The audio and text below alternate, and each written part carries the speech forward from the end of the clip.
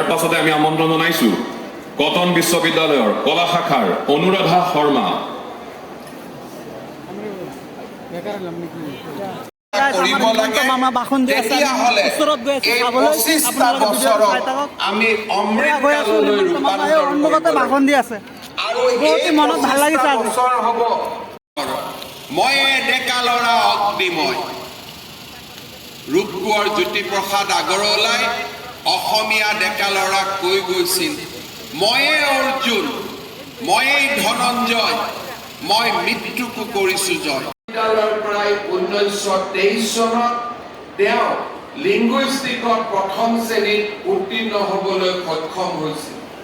এই ক্ষেত্ৰত তেওঁ ক্ষেত্ৰমোহন চেটাৰ্জী স্বৰ্ণ পদক বঁটা পাবলৈ সক্ষম হৈছিল।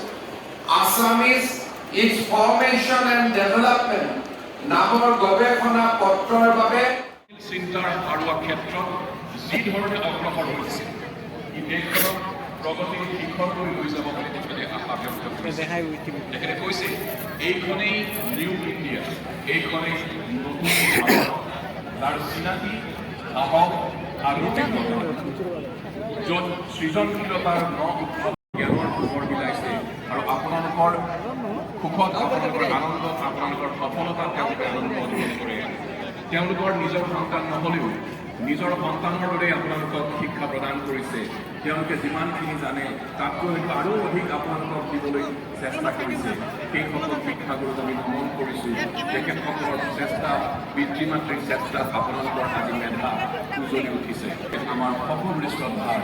তেখেতে গীতত কৈছে, তুমি নতুন পুৰুষ, তুমি নতুন নাৰী, অনাগত দিনৰ তুমি জাগ্ৰত প্ৰহৰী। অনাগত সময়ত আমি সারা ফটো ওয়াশিমে উড়াল বাসগা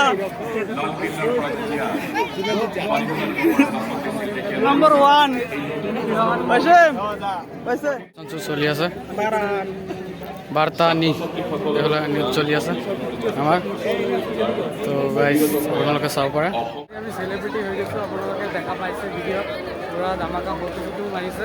তো আমি যিকেইটা ফটো মাৰিছোঁ গাইজ, আমাৰ ফটোবিলাক আমি নাপাম। ডাইৰেক্ট আমাৰ হিমন্ত বিশ্ব শৰ্মা ডাঙৰীয়া ওচৰত যাব, ডাইৰেক্ট চি এমৰ ওচৰত যাব মোৰ ফটোবিলাক। তো আমি খুজিছিলোঁ ফটোবিলাক কেনেকৈ পাম। সিহঁতে কৈছে যে মোৰ ফটোবিলাক চি এম ছাৰৰ ওচৰত যাব আৰু মোৰ লগৰটোৰ ৰিয়েকশ্যনটো চাওক কেনেকুৱা লাগিছে।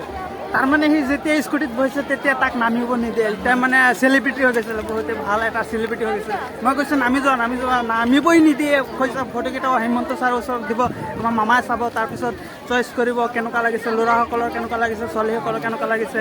সেইটো বুদ্ধি কৰিয়ে তেওঁ আমাক নামিব দিয়া নাই। আমাৰ চেলিব্ৰিটি ইউটিউবাৰ চাওক, তেওঁক মানে আজি আঁকোৱালি লৈছে, তেওঁক আঁকোৱালি লৈছিলে আজি মানে ভিতৰত লাগি আছে। এতিয়া মানে হেৰি এইটো চাওক বাণীকান্ত কাকতিৰ মেধাৱতী প্ৰদান অনুষ্ঠানৰ পৰা এতিয়া ওলাই দিলোঁ গেটৰ সন্মুখত।